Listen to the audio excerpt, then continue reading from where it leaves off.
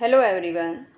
आज हम 8वीं क्लास की सामाजिक विज्ञान में सामाजिक एवं राजनीतिक जीवन 3 कार्य पुस्तिका है, उसका अध्याय 3 हमें संसद क्यों चाहिए को अच्छे से हल करना सीखेंगे। सभी बच्चे वीडियो को शुरू से लेकर अंत तक पूरी देखें और अगर आप अभी तक चैनल पर नए हैं तो चैनल को सब्सक्राइब भी कर लें और साथ में दिए बेल आइकन को भी ज़रूर प्रेस कर लें ताकि आगे से जो मैं और वीडियो डालूँ उसका नोटिफिकेशन आपके पास आ जाए और मेरी वीडियो आपके पास सबसे पहले पहुंच सके। तो देखिए, एक बार शुरुआत करते हैं। पाठ 3 है ये, अध्याय 3 हमें संसद क्यों चाहिए। और इसमें यहाँ पर पहला क्वेश्चन जो है वो दिया गया है कि नीचे लिखी गई तालिका के आधार पर कुछ सवालों के उत्तर दो। तो ये जो तालिका नीचे दी गई है ये 7वीं लोकसभा के चुनाव का परिणाम, जो 1980 में लोकसभा के चुनाव हुए थे, उनका परिणाम दिया गया है कि कौन कौन से राजनीतिक दल इसमें शामिल थे और कितने जो है उन दलों के सांसद चुने गए। तो इस तरह से ये तालिका दी गई है। जैसे कम्युनिस्ट पार्टी है, सांसदों की संख्या 10 है। ये भारतीय कम्युनिस्ट पार्टी यानी कि मार्क्सवादी पार्टी है, ये 37 सांसदों की संख्या है। इसी तरह से भारतीय राष्ट्रीय कांग्रेस ई है, जिसमें निर्वाचित सांसदों की संख्या जो है 353 है, जो सबसे ज़्यादा है। उसके बाद भारतीय राष्ट्रीय कांग्रेस यू, इसके 13 निर्वाचित सदस्य हैं। फिर जनता पार्टी है, 31 हैं। जनता पार्टी सेकुलर हैं, इसके 41 हैं। तो इस तरह से जो निर्वाचित सांसद सबसे अधिक हैं वो हैं 353 और वो है भारतीय राष्ट्रीय कांग्रेस ई के। तो जो सरकार बनी है वो सरकार भारतीय राष्ट्रीय कांग्रेस ई की सरकार बनी थी। सरकार बनने के लिए क्या चाहिए होता है बच्चों कि जितने भी ये सीटें होती हैं, जैसे अब यहाँ पर देखिए टोटल सीटें दी गई हैं। यहाँ देखिए 529 टोटल सीटें दी गई हैं। तो 529 में से आधे से ज़्यादा सीटें जो भी ले लेता है वही उसी की सरकार बनती है। तो इसमें जैसा आप देख रहे हैं यहाँ पर भारतीय राष्ट्रीय कांग्रेस ई को 353 जो है सांसद चुने गए थे इसके, तो सरकार जो इसकी बनी। जो दूसरे नंबर पर जो कम सीटें जिसको मिलती हैं वो विपक्ष दल कहलाता है। ठीक है, आगे इसमें क्वेश्चन आएंगे, वो भी आपको समझाए जाएंगे। एक बार यहाँ पर देखिए क्वेश्चन ये यहाँ आया है कि कौन सा राजनीतिक दल सरकार बनाएगा, यही राजनीतिक दल सरकार क्यों बनाएगा। तो इसमें है कि भारतीय राष्ट्रीय कांग्रेस ई ये सरकार बनाएगा। क्यों बनाएगा? क्योंकि इस दल के निर्वाचित सांसदों की संख्या कुल सांसदों के आधे से ज़्यादा है। इसी तरह से यहाँ नेक्स्ट क्वेश्चन है कि सरकार बनने पर कौन कौन से दल विपक्षी दल कहलाएंगे, कम से कम 3 नाम लिखो। तो सबसे पहले तो बच्चों आपको पता होना चाहिए कि विपक्षी दल क्या होता है। जो दल बहुमत से अपना सरकार बनाता है तो उसकी तो सरकार बन जाती है, लेकिन उसके बाद जो बड़ा दल होता है, सरकार बनने वाले दल के बाद का जो बड़ा दल होता है वो विपक्षी दल कहलाता है। जैसे हम यहाँ पर ऊपर देखेंगे, ये देखिए एक बार, यहाँ पर 41 सीटें मिली हैं जनता पार्टी सेकुलर को, तो ये विपक्षी दल कहलाएगा।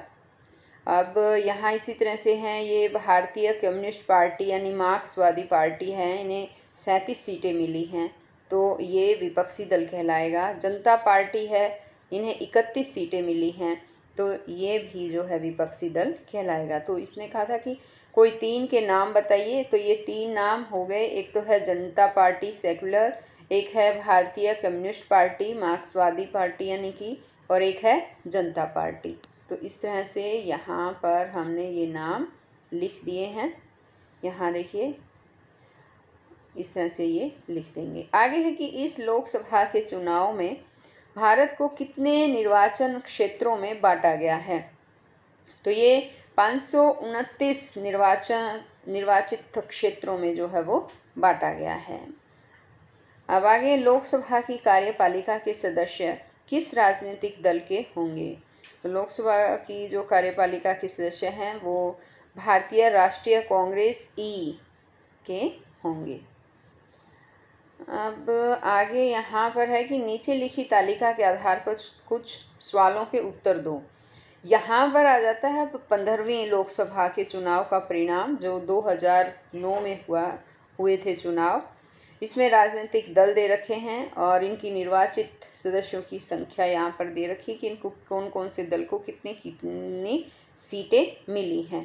तो यहाँ पर देखो, भारतीय राष्ट्रीय कांग्रेस है, उनको 206, भारतीय जनता पार्टी 116, बहुजन समाज पार्टी 21, भारतीय कम्युनिस्ट पार्टी को 4, भारतीय कम्युनिस्ट पार्टी मार्क्सवादी को 16, ये राष्ट्रीय जनता दल है उनको 4, और यहाँ पर है राष्ट्रवादी कांग्रेस पार्टी जिनको 9, और बाकी ये क्षेत्रीय दल आ गए हैं। इसमें समाजवादी पार्टी है, जनता दल है, तृणमूल कांग्रेस हैं, इनकी भी अलग अलग ये सीटें दे रखी हैं।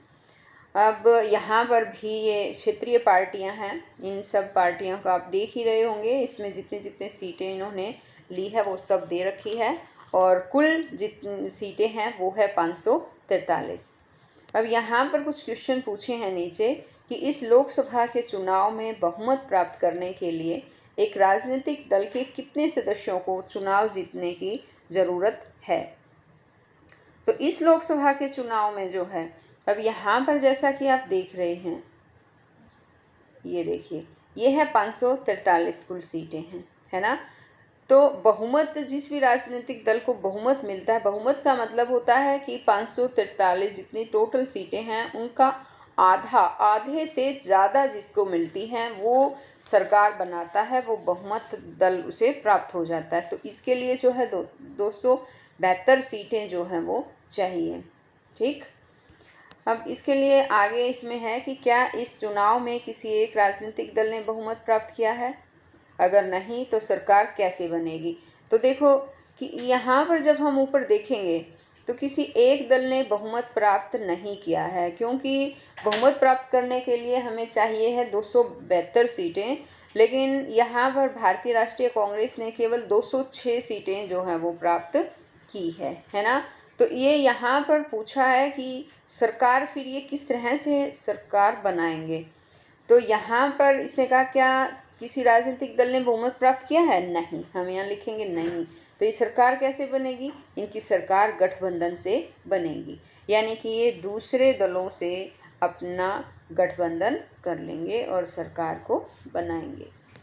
अब आगे यहाँ है कि निर्दलीय सदस्य कौन होते हैं, अपने शिक्षक या दोस्तों से पता लगाओ। तो इसमें यहाँ पर इस क्वेश्चन का आंसर हम लिखेंगे कि यदि कोई प्रत्याशी स्वतंत्र रूप से खड़ा हो और किसी मान्यता प्राप्त राजनीतिक दल का सदस्य या घोषित उम्मीदवार ना हो, यानी कि किसी भी मान्यता प्राप्त राजनीतिक दल का ना तो सदस्य हो या फिर मान्यता प्राप्त राजनीतिक दल का घोषित उम्मीदवार ना हो, तो उसे निर्दलीय उम्मीदवार कहते हैं, और वह चुनाव जीतकर लोकसभा में आ जाता है तो वह निर्दलीय सदस्य कहलाता है। इस तरह से इस क्वेश्चन का आंसर हम लिखेंगे। आगे यहाँ पर नेक्स्ट क्वेश्चन में है कि हमारे देश में स्थानीय स्तर पर पंचायती राज या नगर निकाय, राज्य स्तर पर विधानसभा और देश के स्तर पर लोकसभा व राज्यसभा है। राज्यसभा व लोकसभा को मिलाकर संसद कहते हैं। राज्यसभा व लोकसभा के सदस्यों को सांसद कहते हैं। लोकसभा सदस्यों का चुनाव जनता के वयस्क मतदाता अपना वोट देकर करते हैं।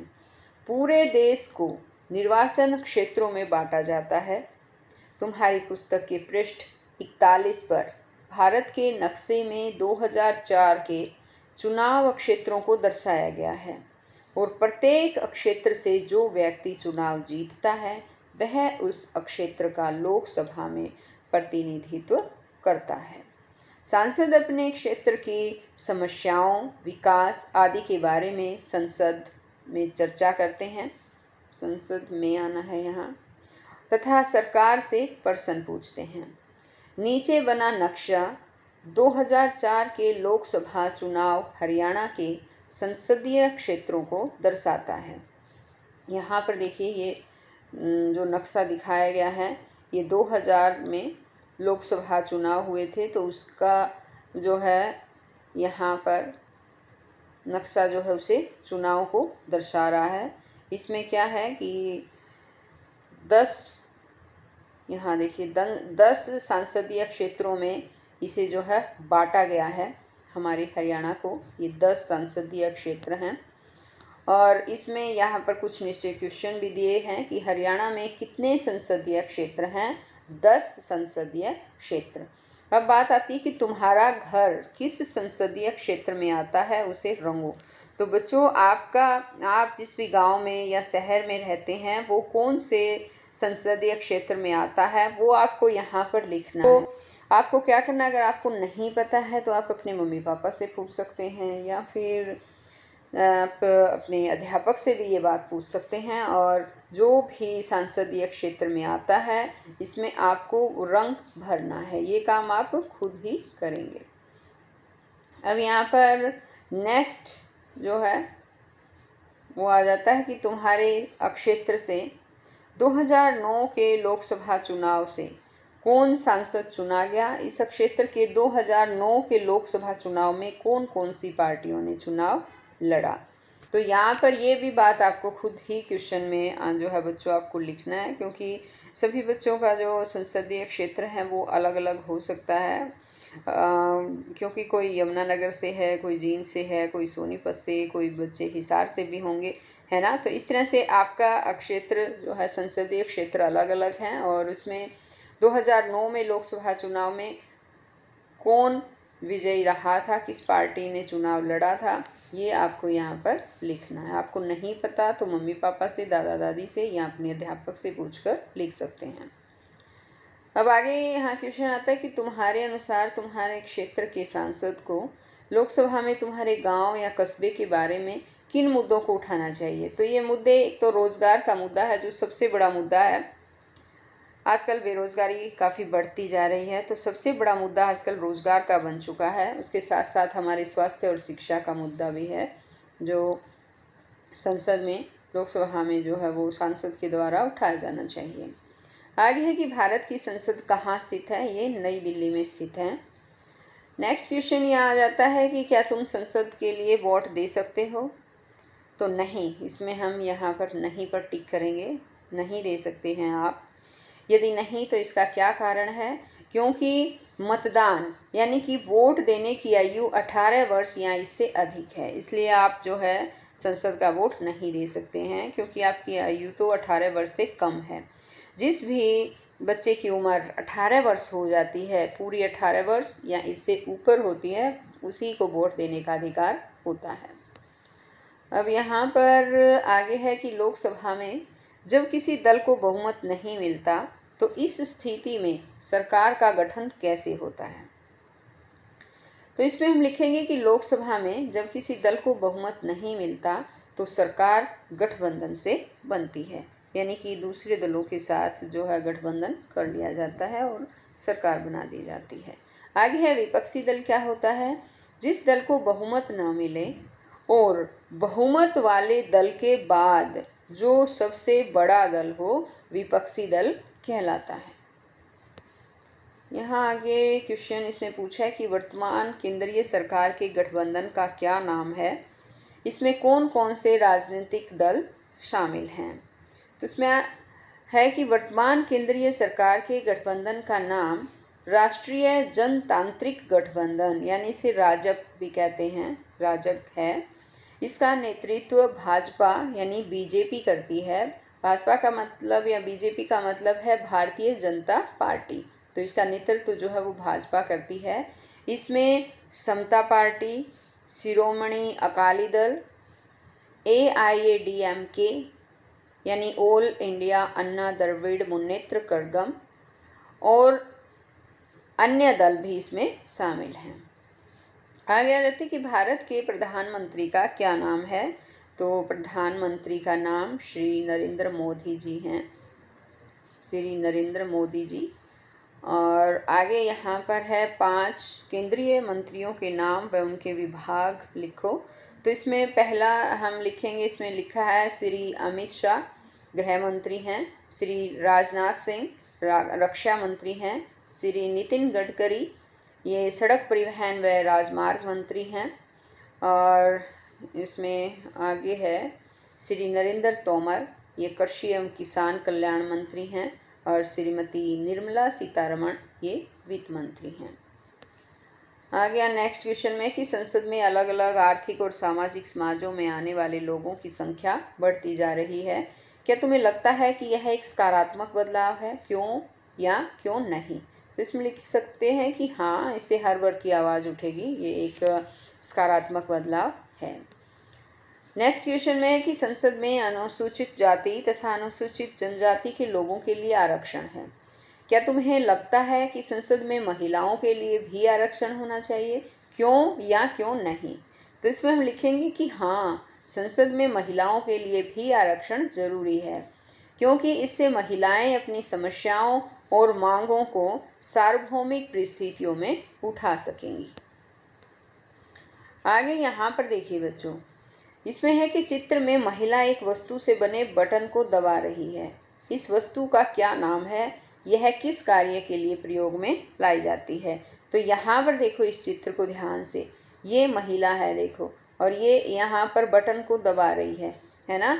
यहाँ पर ये एक मशीन दी गई है, तो ये है कि ये महिला जो है वो किस वस्तु के बटन को दबा रही, वस्तु का नाम पूछा है। तो इस वस्तु का नाम जो है वो है इलेक्ट्रॉनिक वोटिंग मशीन, यानी कि इसे ईवीएम कहते हैं, इलेक्ट्रॉनिक वोटिंग मशीन, ईवीएम। इसका प्रयोग वोट देने के लिए किया जाता है, चुनाव में जो है वोट देने के लिए इसका प्रयोग किया जाता है।